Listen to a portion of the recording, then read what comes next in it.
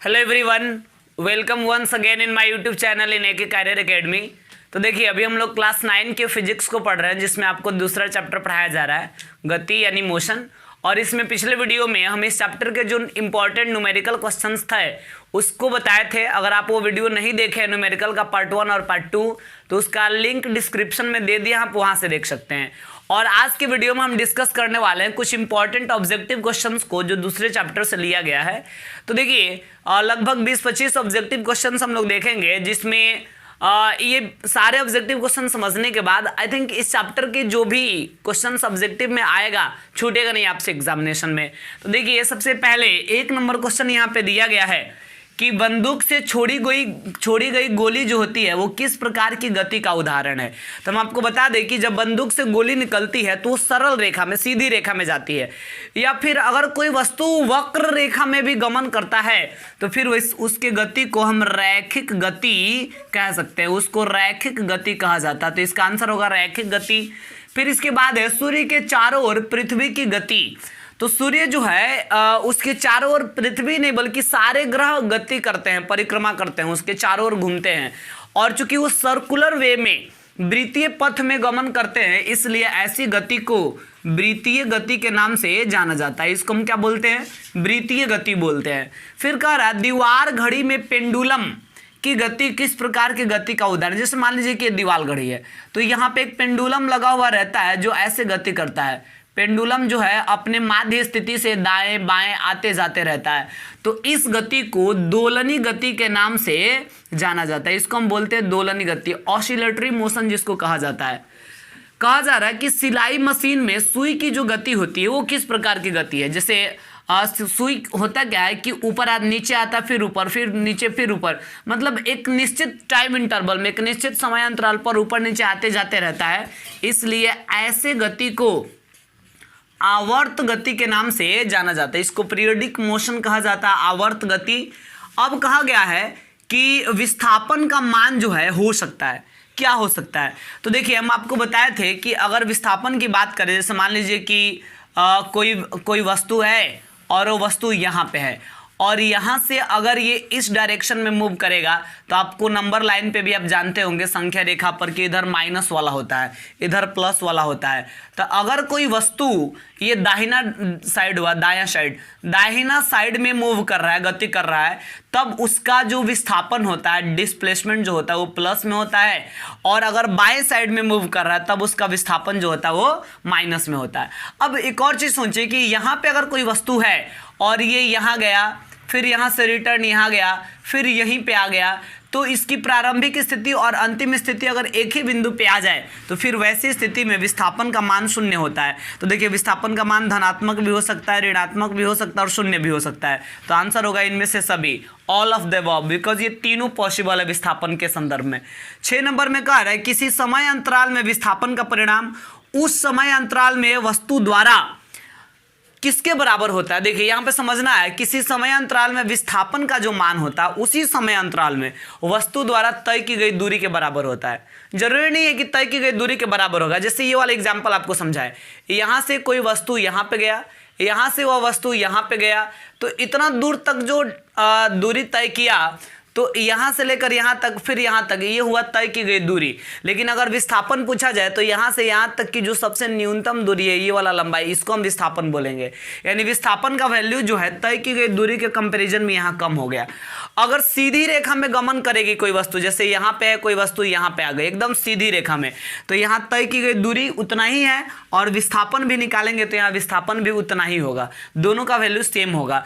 यानी जो विस्थापन होता है वो तय की गई दूरी के बराबर हो सकता है, हमेशा बराबर होता है ये जरूरी नहीं है, और कम भी हो सकता है, हमेशा कम होगा ये जरूरी नहीं है, अधिक तो कभी नहीं होगा। तो देखिए, इसमें ऑप्शन में दे रहा है कि तय की गई दूरी के बराबर होता है, जरूरी थोड़ी कि हमेशा बराबर ही होगा।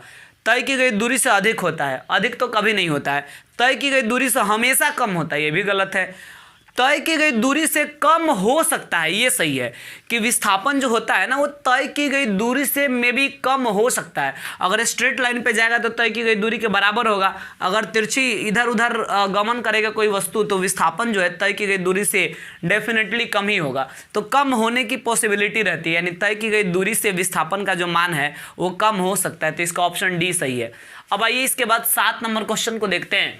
यहाँ पे दिया गया है कि 36 किलोमीटर पर आवर की चाल से चल रही कार 1 सेकंड में कितना दूरी तय करेगी। तो देखिए 36 किलोमीटर पर आवर, इसको पहले मीटर पर सेकंड में बदलिएगा ना तो 5/18 से गुणा करना पड़ेगा। 18 दूना 36 और 2 पचे 10, यानी हो गया 10 मीटर पर सेकंड। और 1 सेकंड में तय की गई दूरी पूछ रहा है, तो तय की गई दूरी निकालने का फॉर्मूला होता है चाल गुने समय। चाल है 10 और समय है 1 सेकंड, तो 10 से कम 10, यानी तय की गई दूरी हो जाएगा 10 मीटर। इसका आंसर कितना होगा 10 मीटर। कोई व्यक्ति 25 मीटर की दूरी पर स्थित किसी स्थान तक जाता है और पुनः उसी पथ पर वापस आता है, तो विस्थापन का मान बताइए। अब कोई व्यक्ति यहाँ पे है, यहाँ से 25 किलोमीटर दूरी पर गया 25 मीटर और फिर वहाँ से वापस इसी बिंदु पे आया, तो अब प्रारंभिक स्थिति भी यही हुआ, अंतिम स्थिति भी यही हुआ, तो उसके बीच की दूरी 0 हो गया, इसलिए यहाँ पे विस्थापन का मान क्या होगा 0 होगा। विस्थापन का मान ऋणात्मक होता है जब कोई वस्तु डॉट दिशा की ओर गति करती है। तो हम आपको बताएं कि दाहिने साइड धनात्मक होता है, बाएं साइड ऋणात्मक होता है। तो ऋणात्मक कब होगा जब कोई वस्तु बाएं दिशा में मूव कर रही हो, गति कर रही हो। यदि 10 नंबर क्वेश्चन, यदि किसी वस्तु द्वारा तय की गई दूरी समय के समानुपाती हो तो हम कह सकते हैं कि वस्तु का वेग 0 है, वस्तु एक समान चाल से चल रही है, वस्तु का त्वरण अचर है, वस्तु का वेग एक समान है, ये क्या होगा। तो यहाँ देखिए ये भी बड़ा आसान क्वेश्चन है। जैसे आप सबको पता है कि एक फॉर्मूला ही होता है दूरी बराबर चाल गुणे समय, ये फॉर्मूला ही होता है दूरी बराबर चाल गुणे समय।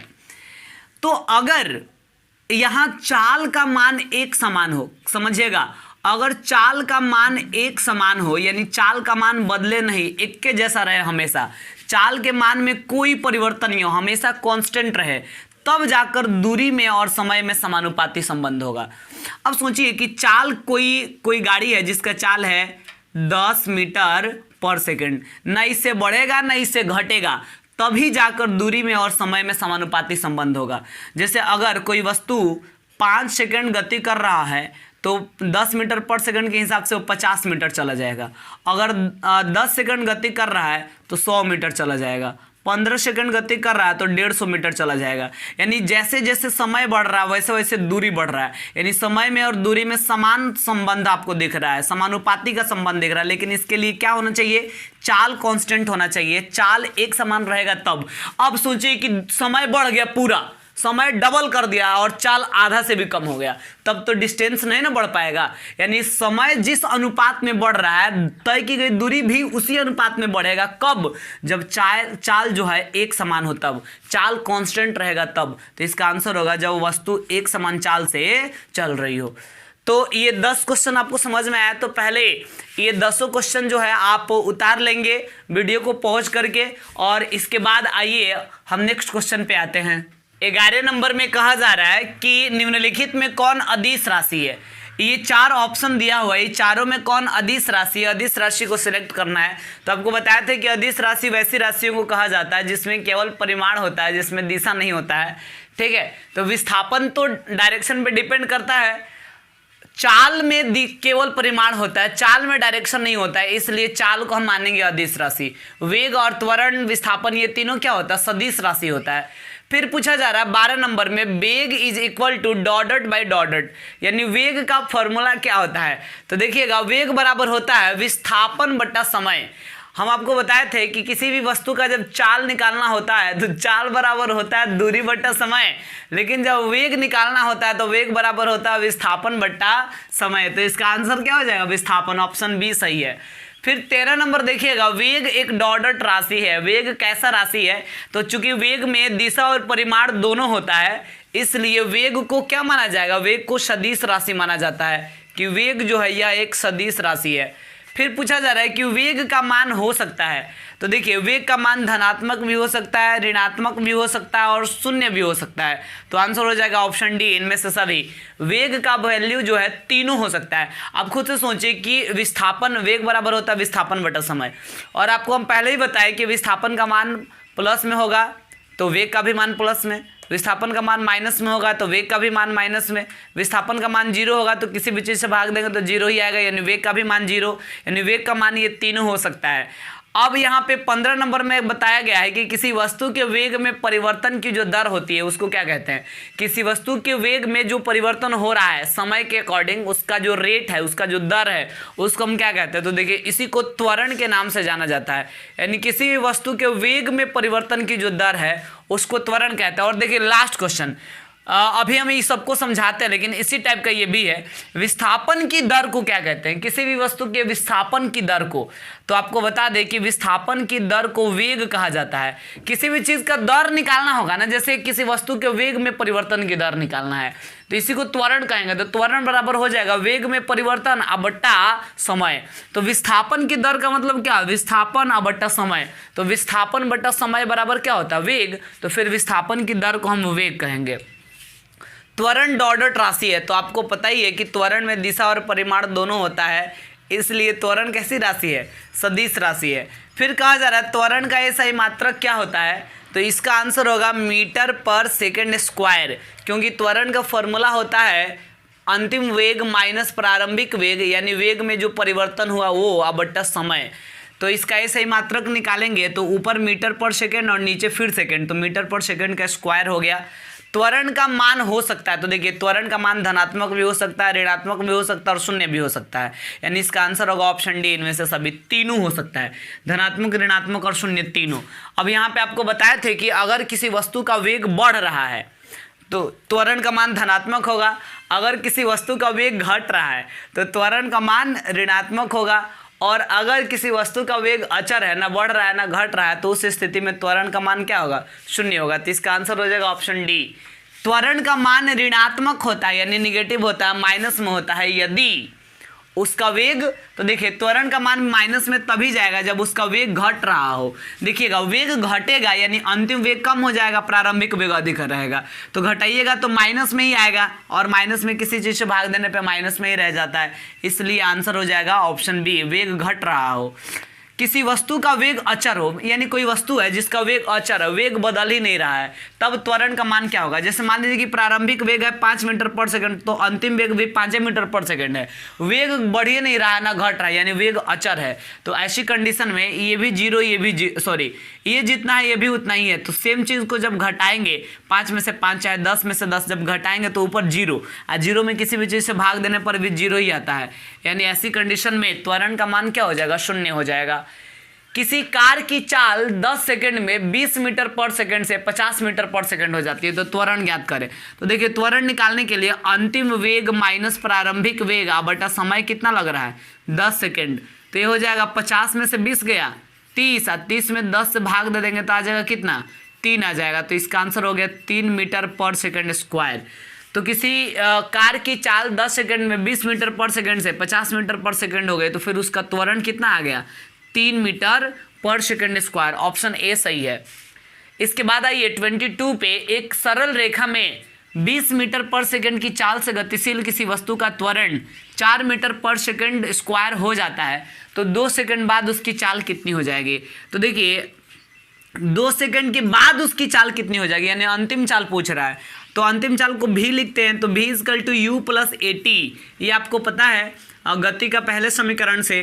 तो u कितना है 20 मीटर पर सेकंड, त्वरण कितना दिया है 4 मीटर पर सेकंड स्क्वायर, और कितने टाइम के बाद, 2 सेकंड के बाद, तो 4 दूना 8, 20 में 8 जोड़ देंगे तो कितना आ जाएगा 28 मीटर पर सेकंड, यानी इसका ऑप्शन जो है डी सही होगा 22 का। लास्ट क्वेश्चन है विस्थापन की दर को, तो अभी आपको समझाए कि विस्थापन की दर को वेग कहते हैं, तो इसमें इतना ही रहने देंगे। तो इस वीडियो में दूसरे चैप्टर यानी गति का जो भी इंपॉर्टेंट ऑब्जेक्टिव क्वेश्चन था उसको हम बताएं।